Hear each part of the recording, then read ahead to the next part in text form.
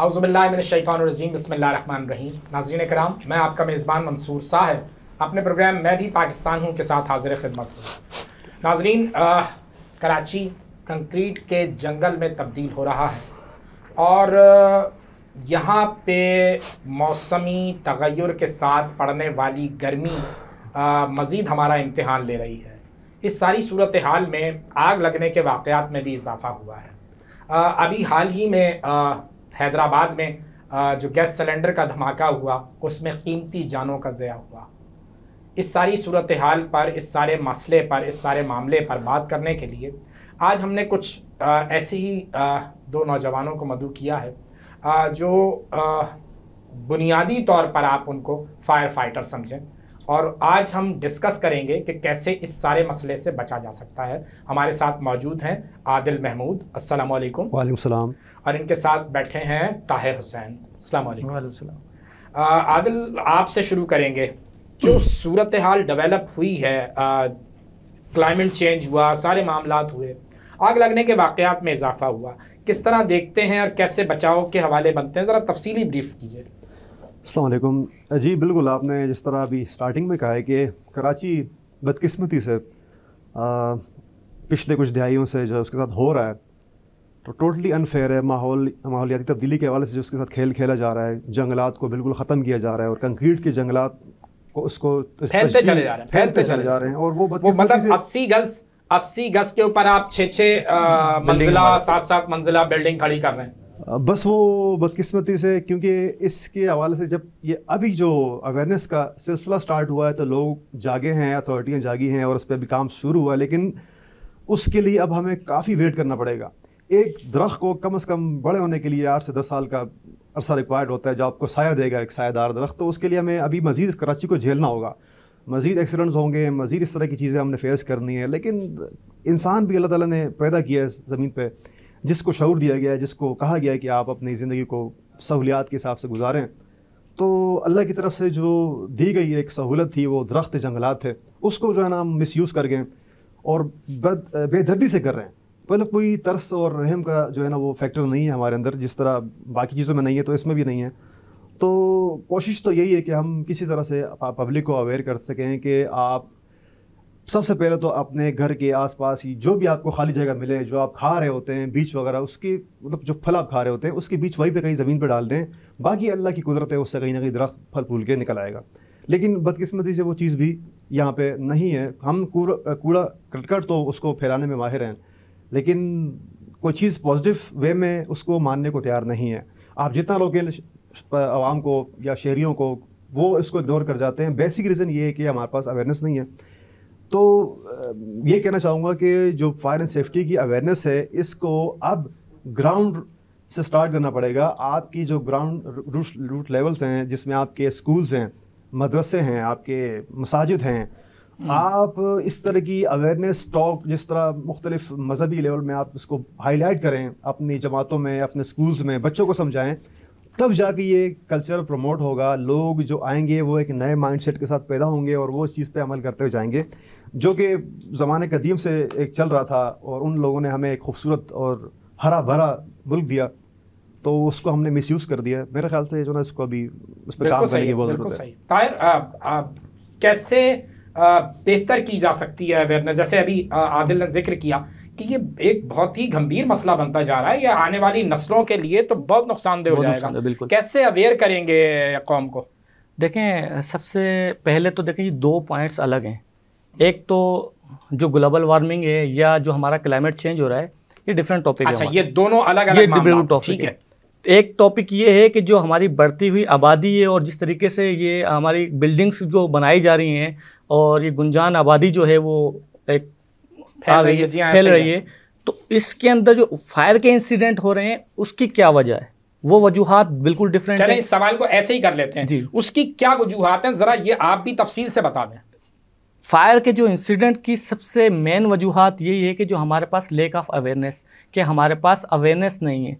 अगर हम, जैसे आपने बात की कि 40 गज का आप प्लाट ले रहे हो, उसको बना रहे हो, आप बनाने की परमिशन कौन देता है, उसकी अथॉरिटीज़ कहाँ पर हैं, उसके साथ साथ जो आपकी सेफ्टी डिज़ाइन है या फायर की जो अरेंजमेंट है उनको जो करने की जिम्मेदारी, इंस्पेक्शन की जिम्मेदारी, वो इदारे कहाँ पर है? जब वो 2 बना रहे दर्जन होते हैं। इदारे जो हैं उनकी एनओसी के बाद वो 40 गज का प्लॉट पे तामीरात शुरू होती हैं, लेकिन वो 2 दर्जन के 2 दर्जन जो हैं, मैं मिसाल से कह रहा हूं, सकता है 3 दर्जन हो, बिल्कुल। वो सब आंखें बंद करके सो रहे होते हैं, वो पहिए लगने होते हैं सिर्फ फाइल सर में। देखें, अगर हम सिस्टम से हटके बात करें ना, तो ये तो सिस्टम में, अगर हम सिस्टम में इन्वॉल्व हो गए तो हम भी इनकी तरह ही हो जाएंगे। ठीक है। अगर आप और मैं भी इन्वॉल्व हो गए, मैं घर बना रहा हूँ और मैंने कहा कि मैं 2 पैसे देके अपने ये काम करवा लूँगा, तो मैं भी उन चीज़ों में उन डिपार्टमेंट के बराबर आगे खड़ा हो जाऊँगा। हम इंडिविजुअली क्या कर सकते हैं, वो इम्पोर्टेंट है। अवेयरनेस हमने अपने आप से स्टार्ट करनी है। अगर आप घर बना रहे हो तो आपने, आपके बच्चे भी उस घर में रहेंगे ना। अगर आप अपने, अगर कल को इंसिडेंट हो जाता है, कौन उसका नुकसान उठाएगा? वो डिपार्टमेंट तो नहीं उठाएगा, आपको नुकसान होगा, आपकी फैमिली को नुकसान होगा। तो आपने अवेयरनेस इसकी स्टार्ट करनी है। बच्चा जब तरबियत ले रहा होता है ना, उनको ये चीज़ें बता दी जाए ना, इमरजेंसी में अपने आप को कैसे बचाना है, और अगर आप ये कंस्ट्रक्शन कर रहे हो तो आप अपने आप को कैसे बचाना है। जैसे हम छोटी सी मिसाल देते हैं कि अगर घर के अंदर आपके छोटे बच्चे हैं ना, तो आप घर की रिस्क असेसमेंट करो कि कोई नोकदार चीज़ आपको ना लग जाए। बच्चे दौड़ रहे होते हैं, भाग रहे होते हैं, स्विचेस में हाथ डाल रहे होते हैं।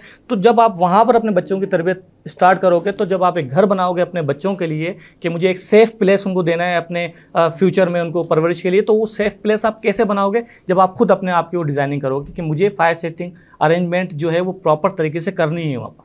और उसके लिए क्या आप सजेस्ट करते हैं, किस तरह करें? इसके लिए तो आपके पास प्रॉपर तरीके से बिल्डिंग कोड ऑफ पाकिस्तान के हेल्प वहाँ से ले सकते हो। आप डिफरेंट इदारे हैं, वहाँ से आप कोर्सेज, बल्कि मैं तो कहता हूँ कि आपका जो सिलेबस है, जो आप स्कूल कॉलेजेस में पढ़ा रहे हो, उन चीज़ों में ये आप शामिल करें कि कम से कम आप यूरोप कंट्रीज चले जाएँ, वहाँ पर बेसिक नॉलेज हर बच्चे को ये पता है कि फायर के वक्त मुझे इनिशियल स्टेप क्या लेना है, अगर मेरे साथ ये वाक़या हो जाता है तो मुझे क्या अपनी प्रिवेंशन करनी है।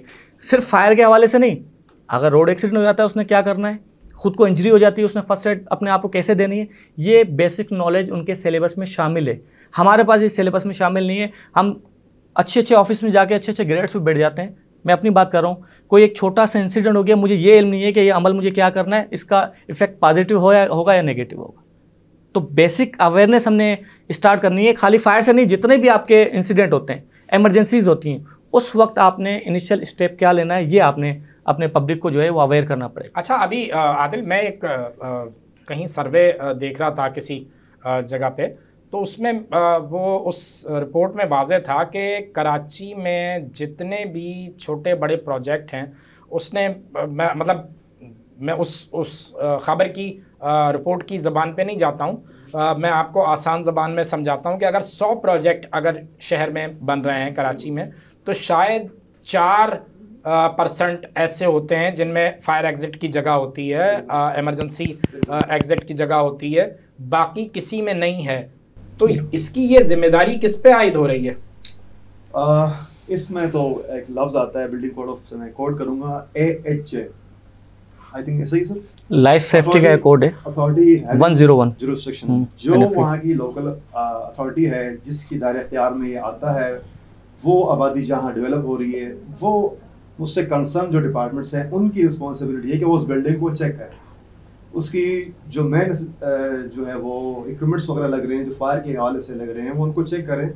बाकी जो उसका स्ट्रक्चर है, वो कितनी नोयत की, किस तरह उसके जो ना वो फ्लोर्स हैं, या किस तरह उसके डोर्स हैं, कितनी उसको जो ना वो इंसान दोस्त बनाए गए उस बिल्डिंग को, तो ये उस एरिया के जो उस लोग हैं, वहाँ के जो अथॉरिटीज़ होती हैं, उनकी दायरे इख्तियार में होता है। आप डेफिनेटली जहाँ पे आप बिल्डिंग बना रहे हो, बाहर से कोई बंदा तो नहीं आएगा इस्लामाबाद से या पेशावर से आपको चेक करने के लिए। वहाँ जो जहाँ से परमिशन आपने ली है, वो लोग उसके जिम्मेदार हैं, पेपर ऑन ग्राउंड।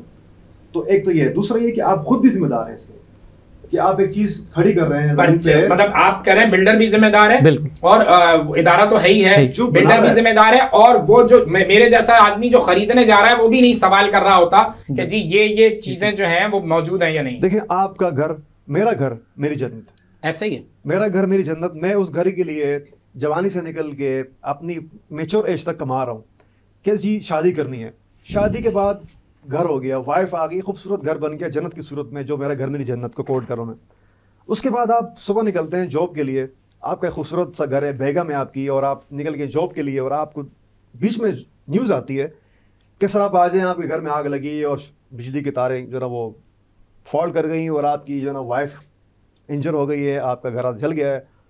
तो वो जो घर जो आप जवानी से लेकर मैच्योर एज तक कमा के उसको बना रहे हैं, और वो अचानक से आपको न्यूज़ मिलती है कि ये सीन हो गया, तो ये आपके लिए समझो कि एक ना हॉरिबल, ना बहुत भूलने वाला वाक़या हाँ। होता है। आप कहीं पर भी इस काबिल नहीं रहते कि आप उसको रिकवर कर सकें।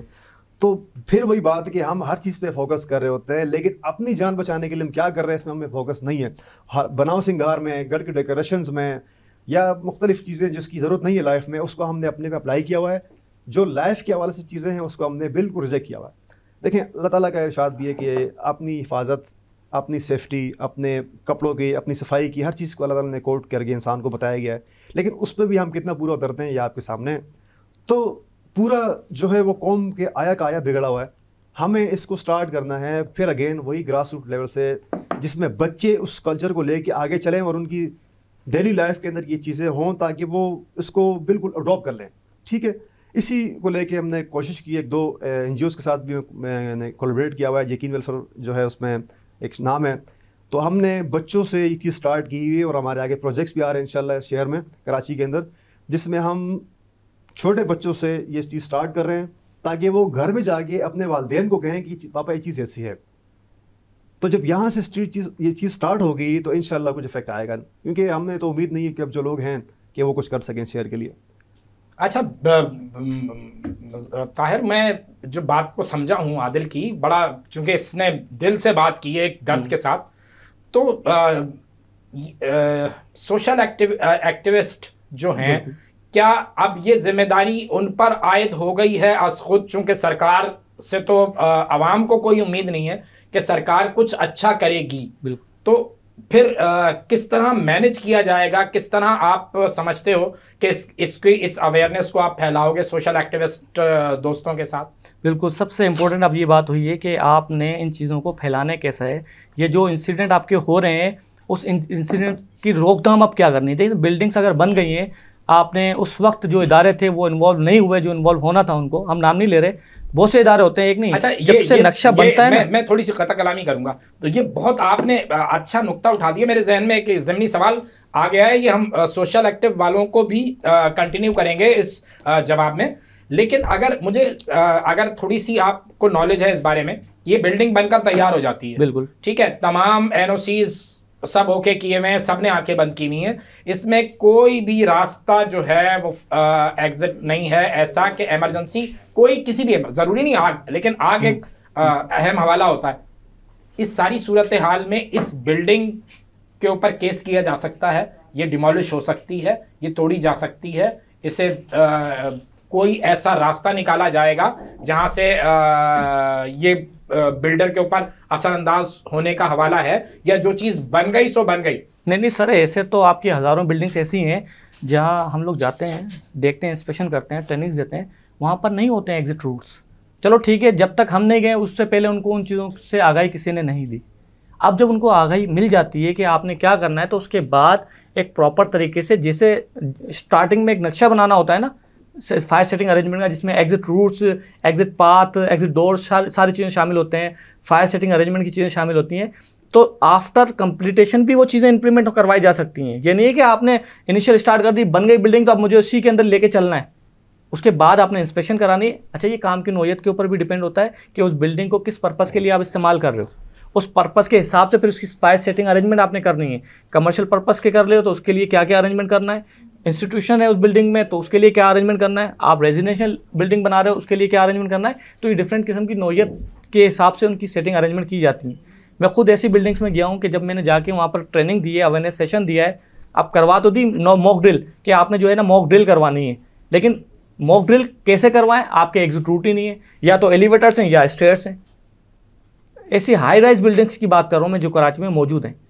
और अब तो हाई राइज बिल्डिंग्स मौजूद हैं कराची में, इसीलिए मैंने ये जिक्र छेड़ा। और एवाक्यूएशन ड्रिल या इमरजेंसी में जो ड्रिल करवाई जाती है वो इमरजेंसी से निपटने के लिए बिफोर प्रिपरेशन करवाई जाती है। जब आपके पास रूट ही नहीं है निकलने के, तो ड्रिल किस तरीके से करवाई जाए? That is the point. मैं यही पूछना चाह रहा हूं कि क्या फिर ऐसी बिल्डिंग्स कानूनी जवाज रखती हैं, या कानून ये कह रहा है कि ऐसी बिल्डिंग्स को गिरा दें? नहीं, गिराने की बात नहीं है। आपके पास लेबर लॉ, सेफ्टी के लॉस आपके सारे शामिल हैं, आप उसको इम्प्लीमेंट करवाओ उन चीज़ों को। आप जो हबीब बैंक प्लाजा है, आपने देखा होगा पीछे से स्टेयर्स निकलनी, जब बना था तब वो चीज़ें इंप्लीमेंट नहीं हुई थी, बाद में उन्होंने पीछे से स्ट्रेस बनाई है जो इमरजेंसी स्ट्रेस कहलाती हैं, आपकी एग्जिट रूट कहलाते हैं या अल्टरनेट रूट्स हम जिनको नाम दे देते हैं, तो वो बाद में बनाए जा सकते हैं। चलिए अब हम आ जाते हैं इस तरफ। अब क्या सोशल एक्टिविस्ट मिलके या कुछ एनजीओस जैसे इन्होंने यकीन का जिक्र किया और तो ये आप दस्तक दे सकती हैं डोर टू डोर से मुराद प्रोजेक्ट टू प्रोजेक्ट देना चाहिए, दे क्या सकती हैं इसमें? देखो एक जान की बात की जा रही है, चलो प्रॉपर्टी को आप छोड़ दो, बाकी चीज़ों को आप छोड़ दो, लेकिन जान सबसे ज़्यादा इंपॉर्टेंट है। जब आपकी ये जो एनजीओस अगर किसी की एक काम करने जा रही होती है तो उनको इन चीज़ों में इन्वॉल्व होना चाहिए कि आप ऐसे इदारे जो हैं जो ये अवेयरनेस देते हैं या जो इंस्पेक्शन करते हैं उनके साथ मिलके हर बिल्डिंग में जाएं, इंस्पेक्शन करें और जो उनकी रिक्वायरमेंट पे फिल होता है उनको कहें कि आप अपना काम जारी व सारी रखें। जिनके पास ये रिक्वायरमेंट नहीं है तो उनको एक टाइम दिया जाए, इस टाइम पीरियड में आपने चीज़ें अरेंजमेंट करनी है, उसके बाद आपको परमिशन मिल जाएगी जो आपका वर्किंग आवर्स है, जो आपकी डेली की जो आपकी रूटीन है उसको आप स्टार्ट करें। आदे लेकिन ऐसे प्रोजेक्ट भी तो है ना, वो तो बिल्डर ने माल बेचा और वो तो ये जा वो जा, अब वो आपके और मेरे जैसे मिडिल क्लास के लोग रह रहे हैं फ्लैटों में और वो बड़े बड़े प्रोजेक्ट्स हैं लेकिन वो कोई नहीं है, वहाँ कैसे मामले को बेहतर किया जा सकता है? देखें, अगर लकीर के फ़कीर रहना है आपने तो फिर आप भी जाएंगे और आपके आसपास के जो लोग हैं वो भी जाएंगे। तो हमने कोशिश करना है कि लकीर के फ़कीर तो नहीं रहना है, जो चीज़ हो चुकी बजाय उस पर मातम करने के हमने आगे बढ़ना है। और यहाँ पे जो क्योंकि बात हो रही है आपकी जान, मेरा घर मेरी जन्नत, तो बिल्डर बना के चला गया लेकिन आपका घर है, आपने रहना है, आपके फैमिली है, आपने उनके लिए सोचना है, आपने उनके लिए प्लान बनाना है, उनको आपने गाइड करना है। अपने घर में ही अल्लाह ताला ने इंसान को बहुत कुछ दिया है सोचने के लिए, वो सोच सकता है, उसमें इम्प्लीमेंट कर सकते हैं। आपने देखा होगा एक छोटी वीडियोस वगैरह आजकल वायरल हुई हैं बच्चों की, जो स्कूल्स में ड्रिल्स करवा रहे हैं बच्चों को, प्राइमरी के बच्चों को कुछ स्मोक वगैरह कमरे में छोड़ के उनको रेंगने का तरीका सिखा रहे हैं, क्रॉलिंग सिखा रहे हैं कि किस तरह धुआं होगा तो किस तरह निकलना है आपने, और उनको ट्रेन किया जा रहा है। तो इस तरह की ही ऐसे खेल निकाले जाएँ, मैं कहता हूँ पेरेंट्स को, कि वो बच्चों को ये ना बताएं कि आग लगेगी तो क्या करना है। अगर वो उनको सिर्फ गाइड करना है, उनको आइडियल देना है कि ये आपने करना है प्लस खुद भी करना है, आप तो बच्चों को ट्रेन करें। दूसरा ये कि आप के शहर में काफ़ी इस तरह के इदारे भी हैं जो आपको फ्री ऑफ कॉस्ट इस तरफ लेके आ रहे हैं, आपको ट्रेनिंग दे रहे हैं, उसमें एज उम्र की कोई जो है वो किल्लत नहीं है। उसमें सिविल डिफेंस इस कराची के लिए सबसे बड़ी खिदमत दे रहा है, आपको ट्रेनिंग्स प्रोवाइड कर रहा है, अवेयरनेस सेशंस दे रहे हैं। तो मैं कहता हूँ कि पूरे शहर में ये एक माहौल जनरेट करना चाहिए कि कम से कम आप आएँ और अपनी रिक्वेस्ट डालें और अपील करें, तो आपके लिए बहुत कुछ हो सकता है और आपके लिए awareness free of cost in इदारों में। अच्छा, इसकी एक छोटी सी मिसाल जो आपने बात की कि बिल्डर्स बना के चले जाते हैं और उसके बाद हमने क्या करना चाहिए, छोटी मिसाल दे रहा हूँ मैं। आप 20 लाख रुपए 30 लाख रुपए की गाड़ी खरीदते हैं, रोड पे जब निकलते हैं, क्या आप 1000 पर एक्सटिंग्विशर अपनी गाड़ी में नहीं रख सकते कि इमरजेंसी में अगर आग लग जाती है तो ये एक्सटिंग्विशर मेरी जान बचा सकता है, मेरी 30 लाख रुपए वाली गाड़ी बचा सकता है? वो अवेयरनेस नहीं है हमारे पास। हम घर बना लेते हैं, करोड़ों रुपया घर पे लगा देते हैं, क्या हम 2 एक्सटिंग्विशर घर पे नहीं लगा सकते कि अगर इमरजेंसी में अगर किचन में आग लग जाती है तो हमें घर वालों को कहना है कि किस तरीके से आपने अपने आप को बचाना है, किस तरीके से इसको इस्तेमाल करना है? क्या हम फर्स्ट एड बॉक्स में घर में नहीं रख सकते कि अगर इंजरी हो जाती है किसी इमरजेंसी में तो बच्चों को किस तरीके से हमने उनको बैंडेज देना है, बच्चों वाले घर में? तो ये हमने खुद ने भी देखना चाहिए। चलो आपने 1 करोड़ रुपये एक बिल्डिंग एक फ्लैट लिया है, तो अगर आप 10,000 20,000 25,000 रुपये उस पर लगा देते हो सेफ्टी पे, तो वो मेरे ख्याल से कहीं काउंटेबल नहीं है। 25-30 हज़ार रुपये अगर आपने अपनी सेफ्टी की बात के ऊपर अगर खर्च करना है। अच्छा, वही जो बात हम कर रहे थे, फिर इस सारे मामले में वो जो एनजीओस का किरदार है यकीनन वही निकल के सामने आएगा ना, क्योंकि सरकार तो आपके डोर स्टेप पर तो नहीं आ रही है।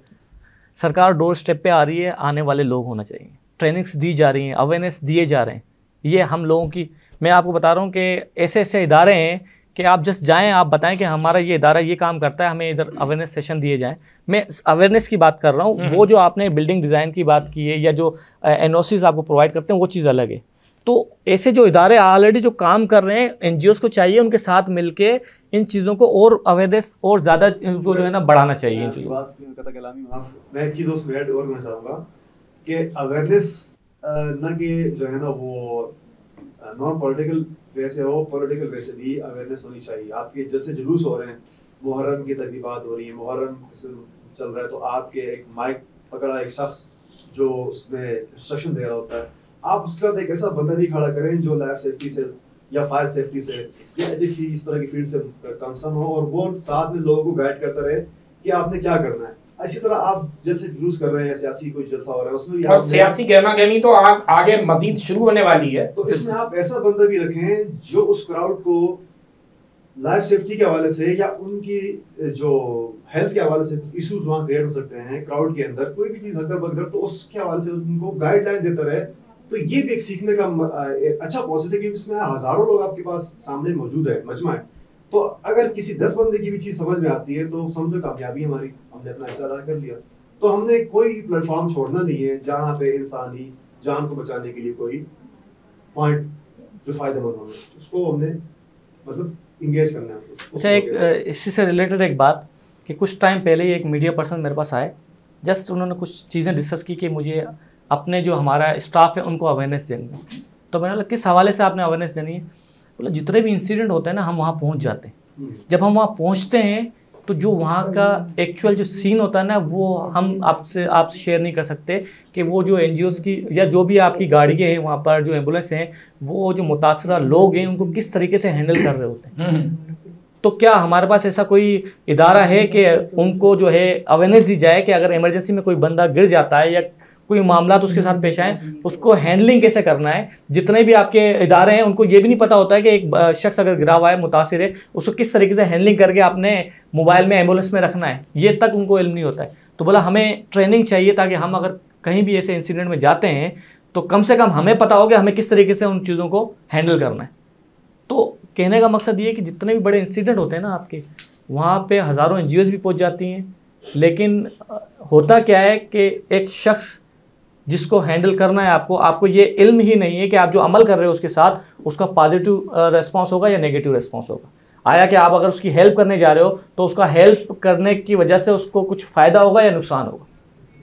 अच्छा, इसमें मैंने ये भी देखा है, ये भी नोट किया है कि जैसे कोई भी हादसा होता है तो इंतहाई माजरत के साथ वो तमाशबीन टाइप के जो लोग हैं ना बहुत ज़्यादा जमा हो जाते हैं, और उसकी मतलब कोई भी उनमें कोई ऐसा अवेयरनेस का हवाला नहीं होता है कि इसके साथ करना क्या है। बस वो क्या चाहते क्या है कि हम फ्रंट पे आ जाएं, हमारा नाम फ्रंट पे आ जाए, इसलिए हम अगर मरीज़ को लेके जा रहे हैं तो हम मीडिया के सामने आ जाए। लेकिन उनके जहनों में ये चीज़ें भी होना चाहिए कि जिस शख्स को वो उठा रहे हैं उसकी जान बचाना पहला मकसद। अच्छा, मैं इस बात को जो मैं ताहिर समझने की कोशिश कर रहा हूँ, ज़रा मुझे थोड़ी सी वजाहत से समझाओ कि हमारे पास जो NGOs काम कर रही हैं, जो एम्बुलेंसेस में ड्राइवर हैं, नॉर्मल एक्सरसाइज में ये देखा गया है कि एक ही ड्राइवर होता है, उसके साथ कोई अटेंडेंट या कोई उसका हेल्पर या कोई भी जिसको आप क्लीनर कहें, कुछ कहें, ऐसा कुछ नहीं होता। क्या वो ड्राइवर वो अवेयरनेस रखता है कि इसके साथ करना क्या है इब्तिदा में? सबसे पहली बात कि जो एम्बुलेंस की बात की जा रही है ना, फर्स्ट एड या मेडिकल एड देने वाली, उस एम्बुलेंस में ड्राइवर के साथ साथ अटेंडेंट के साथ साथ एक मेडिकल शख्स भी मौजूद होना चाहिए। उसको हम प्रॉपर एम्बुलेंस कह सकते हैं, जहाँ पर ये सारी फैसिलिटीज नहीं है। जो है अमन एम्बुलेंस है आपकी, ये जो सारी चीजें मौजूद हैं। छोटी-छोटी NGOs की एम्बुलेंसेस हम रास्ता चलते देख रहे होते हैं, नहीं उनको इल्म होता है कि उनको जो एक्सीडेंट के वक्त जब पहुंच जाते हैं, वो जो ड्राइवर की आप बात कर रहे हो, ड्राइवर के पास भी वो अवेयरनेस नहीं होती है कि इसके साथ क्या वाकया हुआ है और मुझे उसको हैंडलिंग कैसे करनी है। आया कि इसकी सांस नहीं आ रही है तो मुझे क्या अमल करना है, इसकी टांग अगर टूटी है तो मुझे कैसे हैंडलिंग करना है, इसकी रीढ़ की हड्डी में लगी है तो मुझे कैसे हैंडलिंग करना है। किसी को कोई अमल नहीं होता। या तो वो बोलते हैं हाथ पकड़ पाँव पकड़ इसको अंदर डालो, या रोड पे भी एक्सीडेंट हुआ होता है, हाथ पकड़ पाँव पकड़ इसको सीधा करो। बस ये अमल हमारे पास होता है। इसके अलावा कोई वहाँ पर ना अवेयरनेस वाला, अगर अवेयरनेस होती भी है लोगों के पास तो जो ये लोग हैं ये सामने आ जाते हैं हैंडलिंग करने के लिए। जो ऑलरेडी ट्रेंड लोग होते हैं वो पीछे रह जाते हैं एडवर्टाइजमेंट के लिए। तो हमने क्या करना है कि जितने भी ये NGOs काम कर रही हैं इनको पहले ट्रेनिंग देना चाहिए कि आपने इमरजेंसी में अगर आप किसी इंसिडेंट में जाते हैं तो आपने कैजुअलिटीज़ को किस तरीके से हैंडलिंग करनी है। वो कैजुअलिटी हैंडलिंग के तरीके कार हैं। सर पे लगा हुआ तो उसकी हैंडलिंग डिफरेंट है, पैर पे लगा हुआ तो उसकी हैंडलिंग डिफरेंट है। आपने उसको प्रोटेक्ट करते हुए उसको वहाँ से मूव करवाना होता है। सही। नाज़रीन कराम, यहाँ वक्त हो गया एक छोटे से ब्रेक का। हमारे साथ रहिए, अभी हाजिर होते हैं।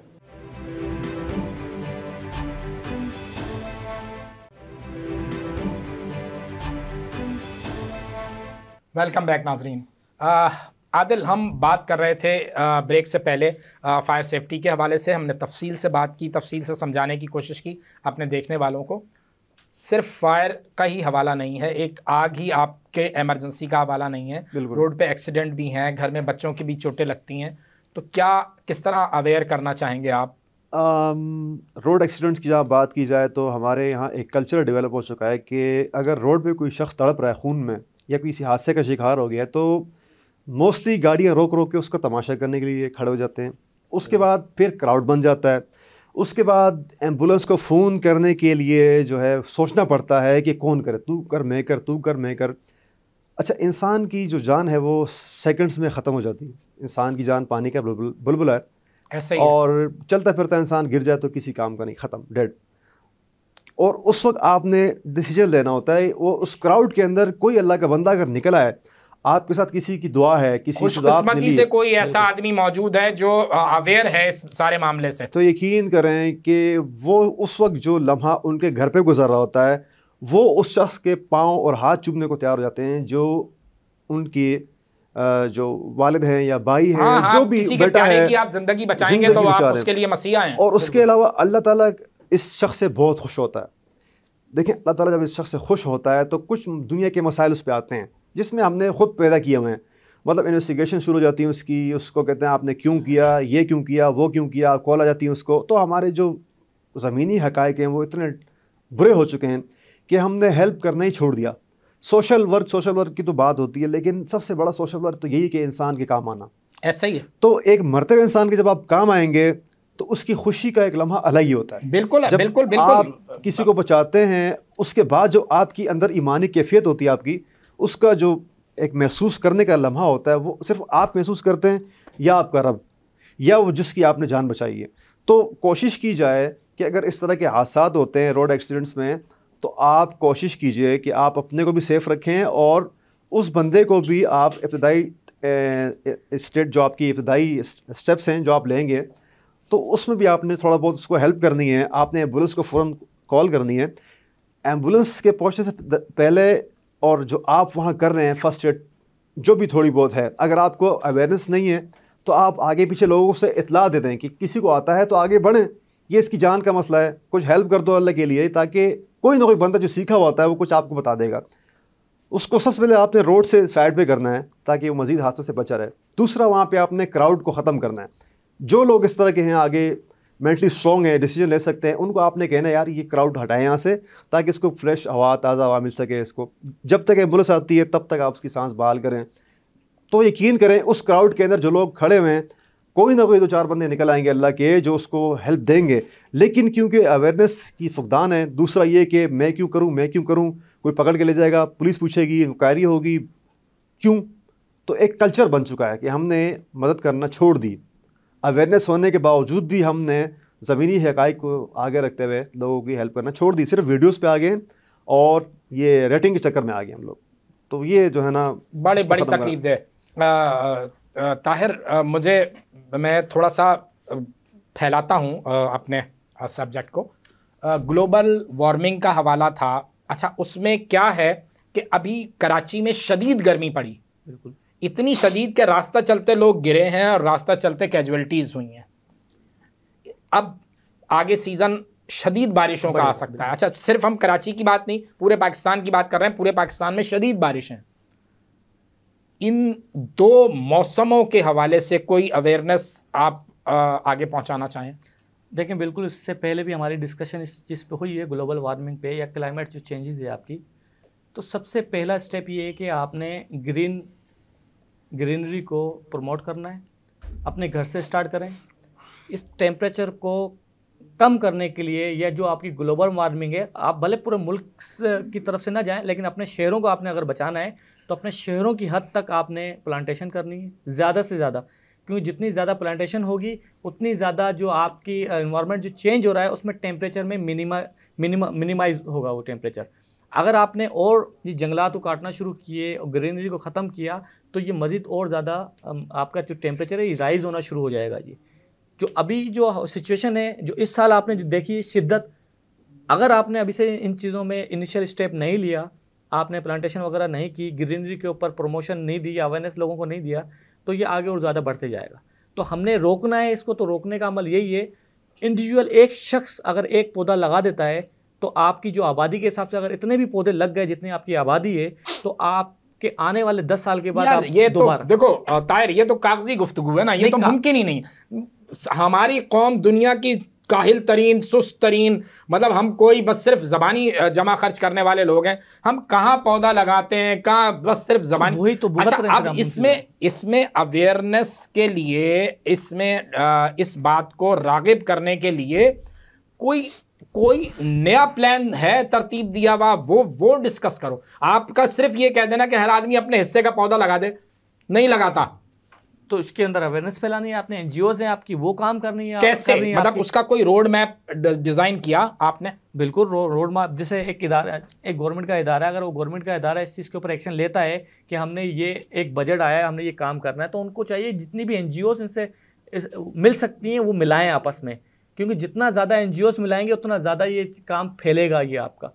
जैसे कराची यूनिवर्सिटी का एक इदारा है एनवायरमेंटल स्टडीज़ का, तो उसके अंदर एक अलग से एक ये डिपार्टमेंट है जिनका काम क्या है कि आपने शहर कराची में ये जो ग्रीनरी है इसको प्रमोट करना है। हमारी कोशिश होगी कि हम अब अगले प्रोग्रामों में उन लोगों को, उन दोस्तों को भी मदऊ करें। और ये ज़्यादा, चूँकि ये आने वाली नस्ल, आप और मैं शायद ये गर्मी झेल कर चले जाएं, लेकिन जैसे आप बता रहे हैं आने वाले वक्त में ये सब और ज़्यादा खतरनाक सूरत हाल इख्तियार करेंगे। उस वक्त क्या होगा आदिल? हाँ बिल्कुल, आप जिस तरह जंगलात ख़त्म कर रहे हैं उस तरह आप अपनी आने वाली नस्ल को भी ख़त्म कर रहे हैं। आप उनकी एज, उनकी ग्रोथ, उनकी नशोनुमा भी ख़त्म कर रहे हैं। तो जब ये चीज़ें ख़त्म होंगी तो नेचुरली आपकी दुनिया भी ख़त्म होने के करीब हो जाएगी। तो इसको जो है ना हमने ग्रास रूट लेवल से स्टार्ट करना है। और फिर अगेन वही बात है कि आप जब फल खा रहे हैं और उसके बीज फेंक रहे हैं तो घर का एक बड़ा होता है, जो हम देखते थे कि दादा और इन दौर में कि वो कुछ खा रहे हैं तो वो कहीं वहीं दबा दिया, घर के अंदर ही दबा दिया उसको, कच्चे बीज खा के। कच्चे सहन होते थे ना यार। अब जो 2 कमरों के 1.5 कमरों के फ्लैट में रह रहा है वो कहाँ दबाएगा? बस यही जो है ना अलमिया है। हमने आप हैं, मैं बात में काट रहा हूँ, जैसे आप हैं और मैं हैं, हम बर्दाश्त कर रहे हैं ना इस चीज़ को। अगर हम इस चीज़ को इतना बर्दाश्त कर रहे हैं तो थोड़ी मेहनत करके कि हम क्या अमल कर सकते हैं, तो वो तो हम कर सकते हैं जब हमें पता चल गया कि ये चीज़ हम बर्दाश्त कर रहे हैं और हमें ये जहन में भी आ गया कि आने वाले वक्तों में ये चीज़ बढ़ेगी। तो ये तो इंटरनेशनल लेवल पे ग्लोबल वार्मिंग है, पूरी दुनिया में ये फैल रही है। तो पूरी दुनिया में फैलने के लिए उन्होंने इक़दाम भी करना शुरू कर दिए। पूरी दुनिया के अंदर इसके इक़दाम भी किए जा रहे हैं। ऐसे सिटीज़ हैं जिनकी मैं रिसर्च कर रहा था लास्ट टाइम, कि जिनका टेम्परेचर 48 पे गया हुआ था जब इन्होंने ये अवेयरनेस शुरू की कि आपने हर घर में ग्रीनरी को प्रमोट करना है, तो -2 टेम्परेचर उनका हो चुका है सिर्फ इन अमल की वजह से। अब आने वाले वक्तों में और ज़्यादा उनकी जो है वो प्लांटेशन होगी, ग्रीनरी होगी, और ज़्यादा टेम्परेचर उनका मिनिमम होना शुरू हो जाएगा। और अगर वो नहीं करते, जहाँ पर उनकी आबादी थी वो तो पत्थरों के दौर में फिर जाना शुरू हो जाते। फिर इसके अंदर एक और चीज़ भी है कि आपने अपनी इंडस्ट्री को मेन सिटी के सेंटर में लाके आपने जो है ना उसको अपनी इंडस्ट्री बनाना शुरू कर दी हैं। आपके इंडस्ट्री सेक्टर आपकी आबादी के अंदर आना शुरू हो गए हैं। बहुत सारी ऐसी फैक्ट्रीज़ हैं, कंपनीज़ हैं जो मेन सिटीज़ और टाउन्स के अंदर आगे ज़मीनों में बन गई हैं। और उससे जो वो मशीनरी, उसके बाद आपकी ट्रैफिक की जो पोल्यूशन है, रोज़ आपकी कराची में करोड़ों हाँ गाड़ियाँ मूव कर रही होती हैं, व्हीकल्स वगैरह के, उससे पैदा होने वाली जो गर्मी है वो अलग आप इफेक्ट कर रही है। और वो जो हमने एयर कंडीशंस के आउटर लगाए हुए हैं उनसे जो माहौल गर्म हो रहा है। उसके बाद आपके सोलर पैनल्स, ये आपको कहाँ ले जाके मारेंगे ज़िंदगी में, आप शायद सोच सकते नहीं हैं। उसके बाद आपके ये जो टावर्स हैं जिसके अंदर आपने मुख्तलिफ सिग्नल्स के लिए, अभी मैं कुछ दिन पहले देख रहा था कि वो कुछ परिंदे हैं जो इससे इफेक्ट होके ख़त्म हो चुके हैं। बाकायदा वो पड़ोसी मुल्क ने एक बाकायदा फिल्म बनाई इस पे, वो ख़त्म हो चुके हैं, नापीद हो चुके हैं वो, कि ये जो रेज निकल रही होती हैं मुख्तलिफ, आपने उसको सैटेलाइट बना के रख दिया दुनिया को, एक ग्लोबल विलेज के चक्कर में आपने सब कुछ तबाह कर दिया। हाँ, ग्लोबल विलेज ज़रूर बनाएं, लेकिन नेचर का बेड़ा गर्क ना करें ना। बैरूनी दुनिया जो है वो नेचर का इतना बेड़ा गर्क नहीं करती जितना आपके इस रीजन खास तौर पे हम लोगों ने किया हुआ है। असल में इसके आगे से विलेज हटा देना चाहिए, क्योंकि आपको पता है कि विलेज का कॉन्सेप्ट क्या होता है। जी जी, ग्रीनरी से भरा हुआ, नहरें और ज़िंदगी से भरपूर। लेकिन बदकिस्मती से वो बाहर की दुनिया तो कर रही है, लेकिन हम उसमें फेलियर हो चुके हैं।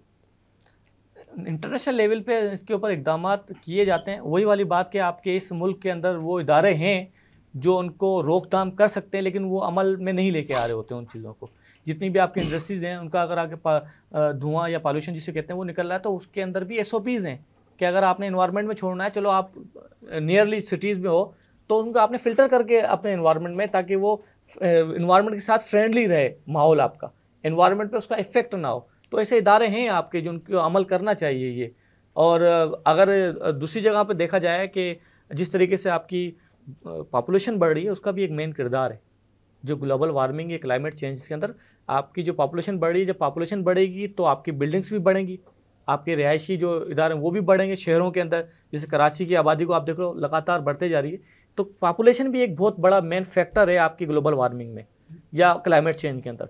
जब पॉपुलेशन बढ़ेगी तो उनके जितने भी वो इस्तेमाल करते हैं रिसोर्सेज, चाहे वो गाड़ियों की शक्ल में हो, चाहे घरों की शक्ल में हो, वो चीज़ें भी बढ़ेंगी। तो उनको रोकथाम के लिए भी एक इंटरनेशनल लेवल पे एक मुहिम या एक इदारा है जो ये काम कर रहा है कि पॉपुलेशन को भी कंट्रोल करना होता है।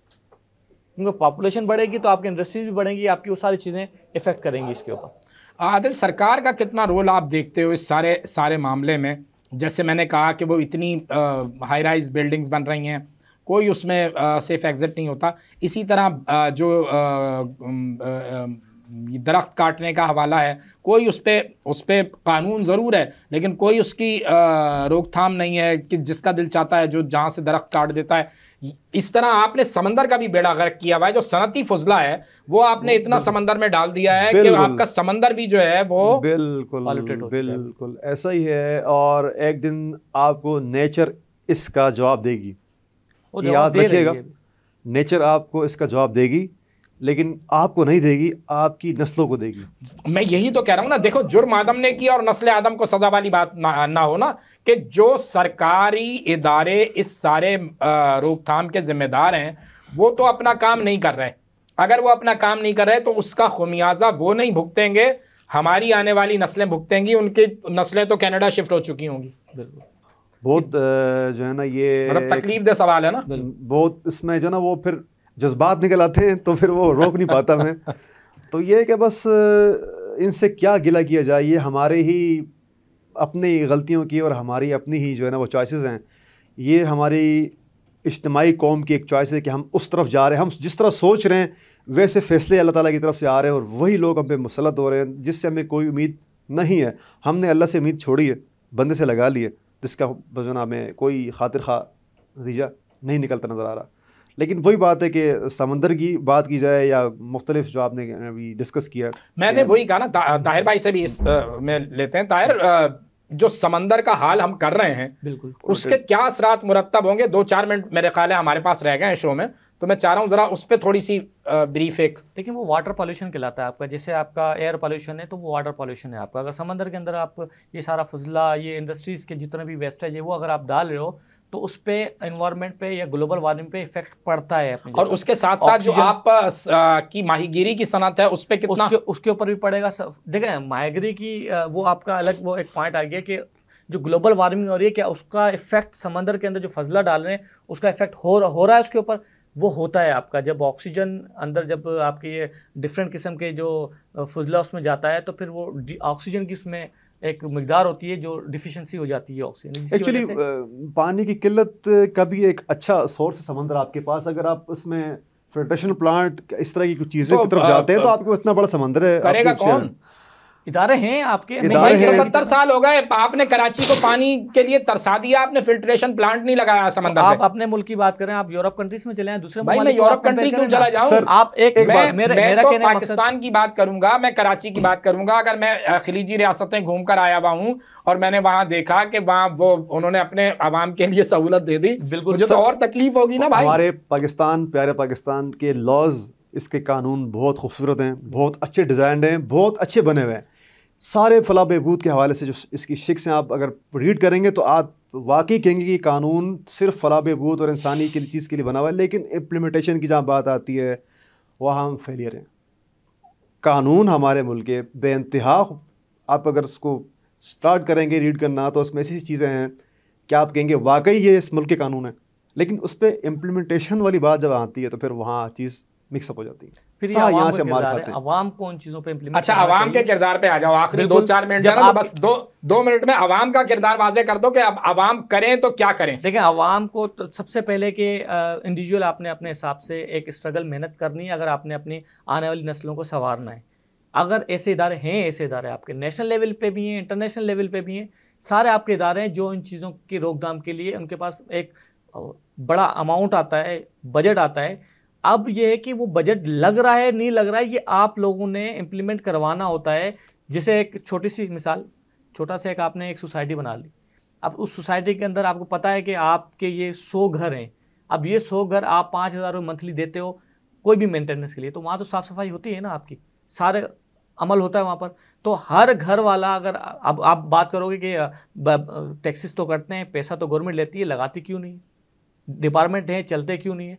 तो बड़े बड़े कॉन्वाय जो साथ चल रहे होते हैं उनके ही पूरे हो जाएं तो वो उनकी बिजली फ्री है, उनका पेट्रोल फिर आप मुझे जो है वो सियासत की तरफ नहीं जाना चाह रहे और मुझे फिर उकसा रहे हो आप सियासत की तरफ नहीं जाते मैं, मेरा पॉलिटिकल शो जरूर है, मैं इस वक्त पॉलिटिक्स पे बात नहीं कर रहा हूं, लेकिन सूरत हाल ये है कि क्या हर चीज को पॉलिटिक्स से थोड़ी जोड़ा जा सकता है यार। मतलब जो आप जिस जिम्मेदारी पर बैठे हो, खुदा का वास्ता है, जो हसास नौयत की चीजें हैं उनको तो फोकस करना है आपने। आपके इदारे हैं उनको कम से कम, आपके हुक्मरान जो है ना, ये हुक्मरानों को चाहिए कि जब ये इतनी तेजी से चीजें बिगड़ रही हैं, उनको कम से कम कंट्रोल करने के लिए जो इदारे हैं उनको ये कहें कि आप अपनी जिम्मेदारी निभाओ बस। अगर थोड़ी भी सख्ती की जाए डिपार्टमेंट में, मैं नहीं समझता कि अगर रियासत अगर एक्शन ले ले तो उस पर अमल ना हो। रियासत की अपनी टांगे हिली हुई होती हैं पाकिस्तानी सियासत में। वो मैं इसमें एक चीज़ ऐड करना चाहूँगा फॉर पब्लिक, आवाम को क्या करना चाहिए। अगर आप किसी की शादी में जाते हैं, ये तमाम आवाम के लिए मैसेज है, जो भी उस घर वाले जो उसकी शादी हो रही है उससे हमदर्दी रखते हैं, तो काइंडली उसके लिए एक अच्छा सा गिफ्ट लेके जाएं, बॉक्स बना के, उसमें 1-2 kg का फायर एक्सटिंग्विशर पैक करें, उसको गिफ्ट करें। अगर कुरान शरीफ गिफ्ट कर रहे हैं, उसके साथ एक फायर एक्सटिंग्विशर अच्छे बॉक्स में पैक करके उनको दें और उनको बताएं कि सर आपने शादी कर ली, मुबारक हो। लेकिन अब इसमें अगर कोई इस तरह के फायर एक्सीडेंट्स होते हैं, ये आपका जिन है। अच्छा, एक इसमें से जो है ना निकलेगा एक सर पाउडर, एक धुआं निकलेगा जो आग को बुझाएगा। सर उसका नाम बताएं। मतलब आप ये अवेयरनेस देनी पड़ेगी। ये बहुत ही शायद शुरू में कुछ चीप सा लगे कि आप किसी को शादी का या सालगिरह का या किसी अच्छी इवेंट का कोई तोहफा दे रहे हैं तो वो फर्स्ट एड बॉक्स की सूरत में दें। बिल्कुल, ताकि इस तरह एक घर में, दूसरे घर में, तीसरे घर में ये चीजें, अच्छा ये अवेयरनेस के लिए आपको शुरू में जब आप, तो मुमकिन है, बहुत मुमकिन है, मैं खुद कर रहा हूँ, ये हो रहा है। भले मैं कितना भी मुझे डिग्रेड किया जाए, लेकिन जो अहले शऊर अकल के लोग हैं, जो उनके बड़े हैं, जब उनको थोड़ा सा आप समझा देंगे कि सर ये आपके घर की हिफाजत के लिए, जो आपने बिलियंस ऑफ इन्वेस्टमेंट की हुई है, ये उसकी हिफाजत के लिए आपके काम आएगा। बिलीव मी, अगर एक्सीडेंट होता है वो आपको फ़ोन करके आपका थैंक यू अदा करेगा कि सर आपने वो फायर एक्सटिंग्विशर दिया था, वो यूज़ किया है, आज वो आग बुझ गई, वरना हम कहाँ जाते। बिल्कुल सही है। वो एक फायर एक्सटिंग्विशर जो है ना, वो एट अ स्पॉट उसको अगर चलाया जाए तो वो 2 फायर ट्रक जो आपके रास्ते में आ रहे हैं घर में आग बुझाने के लिए, वो उससे बहुत कीमती हैं। जो आपके घर में एक DCP या CO2 पड़ा हुआ है, बिजली की आग या कोई भी लगी हुई आग किचन की। अच्छा, इससे रिलेटेड अब आप आ जाते हैं, आपने कहा कि कौन हर बंदा जो है वो दरख्त लगाते रहेगा। तो दरख्त लगाने की जो बात की जाए ना, आप अवेयरनेस देते, स्कूल कॉलेजेस की जो स्टूडेंट्स होते हैं, टीचर्स को चाहिए कि जिम्मेदारी कि हर शख्स को एक मुहिम चलाए कि एनवायरनमेंट डे हम बना रहे हैं। जैसे 5 जून जो है हम बनाते हैं ना एनवायरनमेंट डे हमारा, तो उस ग्लोबल वार्मिंग डे होता है, 21 मार्च होता है वो ग्लोबल वार्मिंग डे। तो उस दिन को हर स्कूल को चाहिए कि अपने हर स्टूडेंट को ये कहे कि जस्ट आपने एक पौधा लगा देना। तो इस तरीके से हम अपनी अवेयरनेस को, और ये जो अमल आप कह रहे हो इम्पॉसिबल है, पॉसिबल हो सकता है। मेरी क्लास आई है तो मैं 100+ मेरे पास स्टूडेंट हैं, तो मैंने सबको कहा है आप एक पौधा लेके अपना जो किरदार है वो पूरा अदा करो। तो इस तरीके से अगर हम अवेयरनेस फैलाएंगे तो ये जो ग्लोबल वार्मिंग है, जो टेम्परेचर आपका राइज हो रहा है, इस पर आप कंट्रोल पा सकते हैं। सही। नाज़रीन किराम, माहौल पे बात हुई, ग्लोबल वार्मिंग पे बात हुई, फायर सेफ्टी पे बात हुई। बात सिर्फ इतनी है कि हर आदमी को अपने ज़िम्मेदारी का एहसास करना है और लोगों को इस बात की तवज्जो दिलानी है, अवेयर करना है, ये बात समझानी है कि अगर वो अपने हिस्से का दिया नहीं जलाएगा, अपने हिस्से का दरख्त नहीं लगाएगा, तो ये आने वाली नस्लें मुश्किल से सांस ले सकेंगी। आज तक के लिए इतना ही। अल्लाह हाफ़िज़।